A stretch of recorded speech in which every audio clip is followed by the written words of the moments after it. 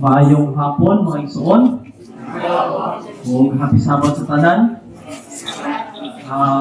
Malipayon kayo ang Ginoo sa adlaw ay papahulay kita nagaka-people ni lugar, no? O hindot kayo ang mga mensahe na itong patalihugan, labi na sa mga prophecy. So tungod kay naabot ko yung part, kini usak ka panalangin para nako, no? Na ako i-share sa inyo mga igsoon. Propesiya ni siya na kinahanglan yun na masaktan. Usa sa pundasyon ng Seventh-day Adventist ay ang propesiya. Prophecy, the foundation of our faith. Minister should present the sure word of prophecy as the foundation of the faith of Seventh-day Adventists. Ang ginahisgutan din ng Seventh-day Adventist, dili ka ng samanan. No? Ang gisgutan din ka ng kinabuhian. Nagkinabuhi sa sa kamatuuran. So muna siya mga igsoon, no? The 24th chapter of Matthew is presented to me again and again as something that is to be brought to the attention of all sa talan ng mga Seventh-day Adventists. We are today living in the time when the predictions of this chapter are fulfilled. Kasalukuyan na ganoon o nagpadayon ang pagtuman, no? O na siya mao ni na anong nagatungod sa prophecy, no? Ako i-share sa inyo mga igsoon ang usa sa pinaka-importanting prophecy na kinahanglan maagian sa iya katawan ingon ng mga reformers. At inipon siya na trouble, kinahanglan gid ni maagian nato. Kay kini once nakita maka-overcome ani na agyusahan ang Ginoo, no? Usa sa nabanggit sa ato ni Brother Noy kana may tungod sa kagubot gihapon to. Ang kagubot nato karon nagani sa testimonies na nagaingon na nagasulti kuno tawo mahitungod sa hardship. Ngunit wala kita kahibalo unsa gyud ng hardship. Hardship pagkuno ng wala lang tayo bugas, wala lang tayo kwarta, wala tayo makaon. Ang katuon sa Ginoo na hisgot o pulong hardship pero wala kung kuno kahibalo unsa gyud ni Ginoo sa balaan na kasulatan may tungod sa hardship. So kini nga prophecy mga igsoon. So akong giurasan dire, no, Tagalog tayo 30. Okay, pagmutingog na ganit ako. Direct sa Jeremiah. Atong tunan pasahod kini nga giingon sa Jeremiah chapter 30 sa verse. Kini ang giingon ni Jehovah.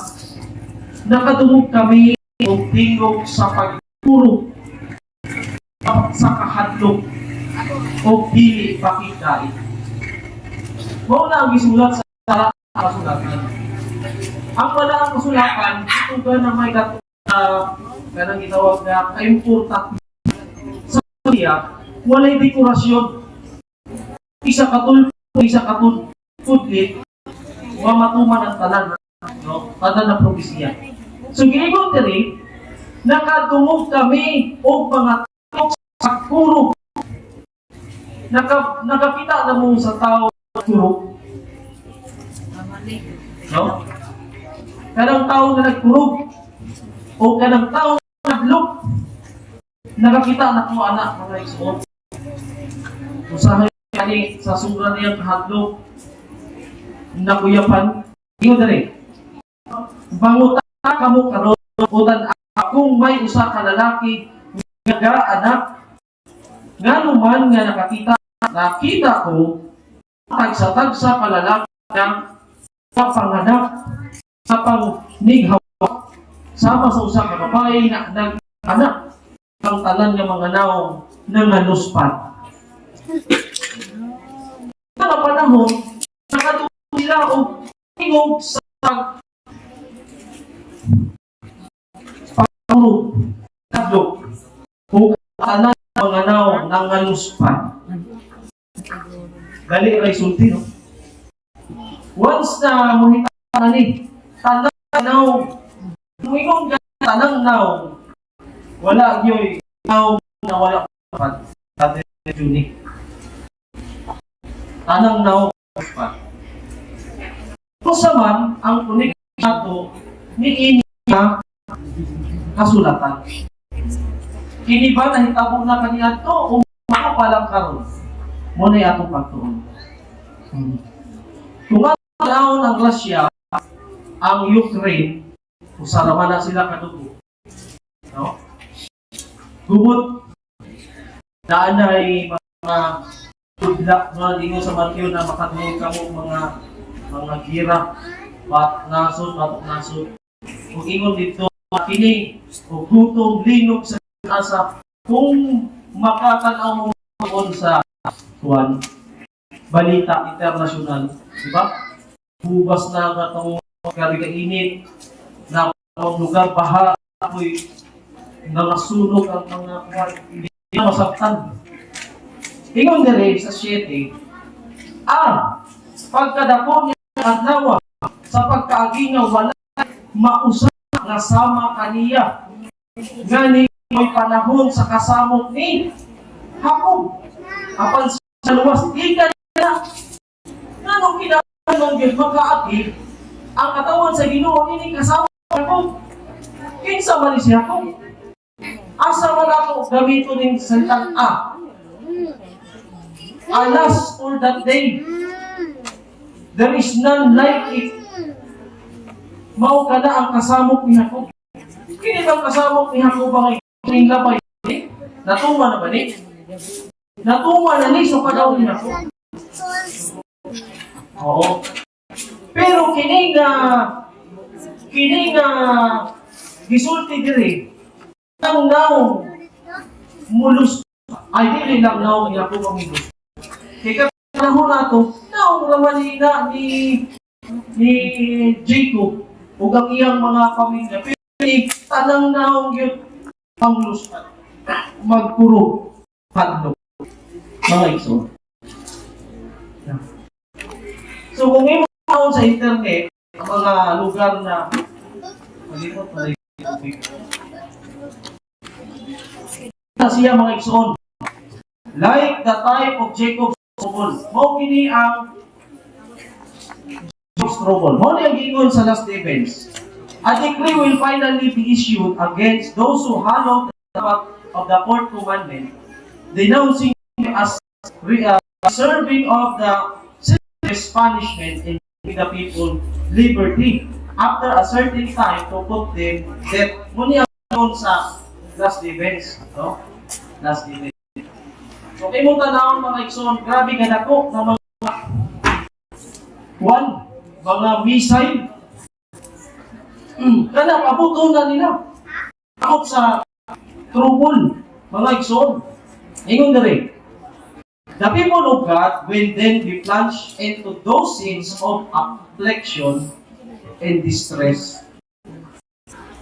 Ang katawan mo, yan ang mga panahon, ay sinatig yun o gitawag na affliction and distress. This as the time of struggle. Wala pa ni may tabo. Natanang manglulad, mangurog. Karon na ay kalayaan karon na magsimba na din karon sa Mano dito ta. Karon na po sa Mano na ito na po. Tigong-tigong na punta. Tapos kita dasig, no? Pero kini nga panahon mga individual yun ang imong sa Ginoo. Kining preparasyon nga makalubot individual. The human side it will appear that the people who don't feel their temple with their blood as did the martyrs they themselves begin to fear that Lord was left them to fall by the hands of their enemies. Katoo, ang sipila sa iyang mga katauhan ng ipanag ito sa Ginoo na kita mo kuha na sa kamot sa kawan. So muna mga kaigsoon, makalilisan, no? It is a time of powerful agony. Day and night they cry unto God for deliverance. Kaya mo careful ka sa talagang katakot-takot nga pag-agulok, mahadlok na kapag-agulok. Ay, madala maganita ka na manood ng mga drama, di ba? Kanang i-update na siya, tapos grabe ko nahitabo, namatay yung mga anak, para sa kinabuhi, anak, di ba? Usahay mo tanaw kong TV, tanaw mo kong TV, adili wala mang sa balay, sa YouTube. Usahay makakuha ka madala, kanang makita tao, malukoy ta. Pini mga ibsulat, makahahadlok na pag-agulok at ako gabi, nagdaw sila ganto sa Ginoo para sa luwas. Like ko, all are wrestling, individual tanan natay pag-wrestling sa Ginoo. Their countenances express their eternal struggle. Fearless, set at face. Yan sa panahon, tanan Diyos na tanan na wala yung isukan na kapanahon. Dili yung tayo ang bulong. Kung ganap, abot mo na. Yung manggaling ta dito sa among sa Leyte, likod na sa kabukid, sa bukid. Kung na salay na mo nagpaputo ka ng grabe kayo, ng helicopter ganin, ay, grabe ka puso. Ang naigukod sa kahoy, taas mo kayong bala. Hadlok mi, nakaw mi dito yung balay. Kini mga igsuon, grabe ni, ilang ni ingon patay. Kini yun, grabe yun ang mamatay. The prophet Jeremiah in the holy vision looking down this time said, we have heard a voice of trembling of fear and of peace. All things are turned into weakness. Alas, for that day is great. Kadtong kanang word na gamito na sa mo na makita ng tao. Alas, for that day, for day that is day is great, so that none is like it. Walay sama ni ana nga panahon. Grabe ka dako. Grabe ka makahadlok. Is even the time of Jacob's trouble, for he shall be saved out of it. Ang kalindot lang niini mga igsuon na teksto o passages nga gigon ni Sister Ellen G. White ang Jeremiah 30 verse 5. But he shall be saved out of it. What ang mga kaunan? Once na dahil mo ini nga panahon ng trouble na way sama, diha na ta makarealize, diha na gyud ta totally surrender sa Ginoo, diha na gyud ta murag pag makabato na tagpurog panglus pa diha na sa tao di na gyud ta maluwas. No choice na gyud ta usa na tong na ampo na lang gyud ta hanla ang ato ampo na siguro gyud ko na ampo na makamao na gyud ta usawa to iampo na yung magampo ganita mag-order ta. No? Sa panahon ang bayan nino nag-usa na gyud kapag ampo. Wala gyud po ana nga tagaan ko kwan sakyanan, tagaan ko view o tagaan ko spisan ko sa. Jacob's experience during that night of wrestling in anguish records the trial through which the people of God must pass just before they can coming. Ang experience niyatong gabi una sa kasinatian ni Jacob ay nagrepresentar ni sa pagsulat pinagi sa tao sa Ginoo. Kinahanglan siya muwas anak nga sa dili pa maamot ang pag-anhi sa Ginoo. Ano kayo na mga igsoon? Nawasan, no? Huwag pasabot mga igsoon.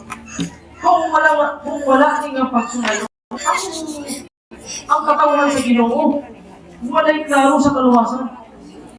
So, ba mo, igsoon, kiningasin? Oo. But he shall be saved out of it. Ngano, pure naman ang katawan sa Ginoo. Tanan naman kayo ko to. Karon, magsinumpa kayo man. Sige, magkumparatif ta. Man. Pag kinuha na naman doon, basta masagi lang ang ego. Sige, discuss ta. Pero kini mga igsoon, isa kung sa manang atong gikutan, magkausapin ka. Kada nga panahon, wala ikuan diha, wala tayo, kaman, ikaw, napidyan kaman, wala na, mga igsoon. Ingon na rin. Ang imong katauhan ang pukan pinaagi sa isada, ug ang imong taong kusgan, mga pukan sa gubat. Kini nga gisulat ni Isaias, kay balo ba mga igsoon? Nagikomentaryo hani, sa dili pa ng sandilo, may tabuli. Kaya sa panahon sa mga igsoon, bagsak ang ekonomiya. Ang ekonomiya sa matag na kusgan, no? Kusgan.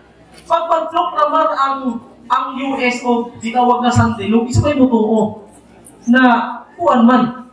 Abong daman ang matag bansa. Pero ang matag bansa kahon bagsak ang ekonomiya. Bagsak ang ekonomiya. Gumawa ang mga balay. Walay mga pagkaon tungkol sa gira. Kana mo kuan. Kana nga panahon ingay dito, the United States of America ay mahigit ang most powerful nation. Oo. Kaya ang first piece na tripartite peace ay ihatag sa papasi, tanan niyang kagahong sa sikat. Wala nang kagahong, kung ihatag niya ang parang kagahong. Oo. Dito sa peace na United States of America.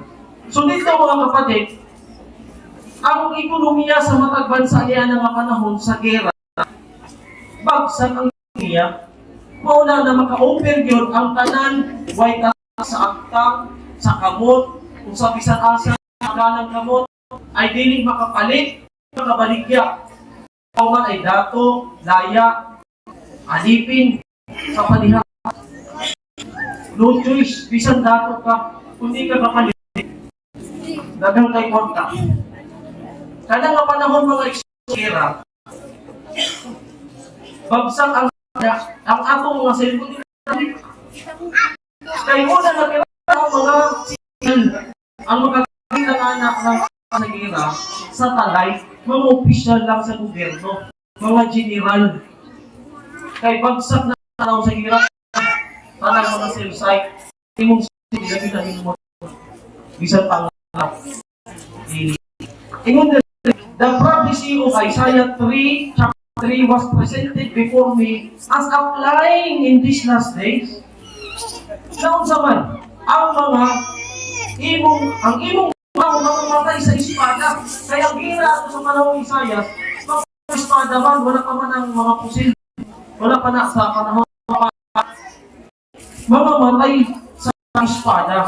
Ang mga taong kusgan, mamamatay sa gubat. Ingon na rin, sa sulat ni Sister White, the prophecy of Isaiah chapter 3 was presented before me as applying into this last day. Apply na sa last days. The proofs given to the church of Zion means people sa Isaiah 51 verse 16 who have thought only of appearance and display. Read verse 25. Thy men shall fall by the sword, and thy mighty men in the war. I was shown that this is scripture will be strictly full. Give na. No? Dahil balot ka, sumala sa Selected Facebook page step. Scriptures and the spirit of prophecy have same author. The Holy Ghost is the author of the scriptures and the spirit of prophecy. So, ang Biblia o Espiritu Santo, ang author na isa ang Holy Ghost. So, kini is strictly fulfilled. Matutuloy ni Ganos Aman. Magkakaroon chapter 3, verse 25. Happy na? Wala po man, 21 Baba lang, hindi ko. Sige lang. Sige. Dari na ta. 21 minutes, Okay. man, ako siya 9. Two passage. Okay na. Dari, Ay, two ako may passage. nine. Yun, dari. Komentary niya. Dihaham, dari. Lucas. Kung nakita po sa Jerusalem, na ay another fulfillment. Yun, dari. Savior's prophecy concerning the visitation of judge upon Jerusalem is another fulfillment of which terrible dissolution was faith shadow. Christ for one his disciples the destruction of Jerusalem and the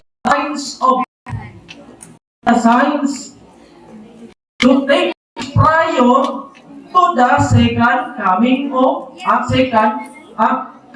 the Son of Man. So the pressure of the of 24th chapter of Matthew. Muna siya. So, calamities by land, by sea, and settled state of society. So, na diha mga igsoon, war. Yan. The greatest magnitude, mga linog. Muna siya. The agencies of evil. So, kini kayo siya mga igsoon. Kuhan yun eh. Matuman yun eh. Kini, dili ni negative, positive ni. Kaya nga no, kada nga panahon sa kagugot, kahadlok, pagkurok, pangluspa sa panagnaw, ang atong pagtuwa na madalisay yun, makuan yun, makuan. Kaulan niya? Ha? Maulay. Okay. So, kay 30 minutes naman, alam na ito, pero ayun na, kaya naman tayo. Dili na takutom, maayong hapon, hati sa